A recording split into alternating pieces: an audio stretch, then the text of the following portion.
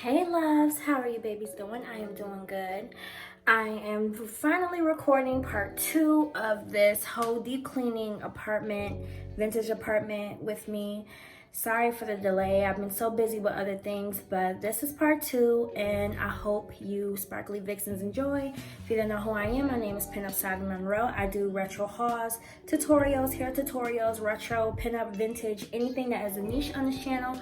So when you get a chance, please hit like and subscribe, and please turn on the notification bell so you dolls can get more updates when I upload more videos. Oh, and by the way, I am going to post my archives. I put up a poll and most of you sparkly vixens said yes to the poll, so I will be doing that.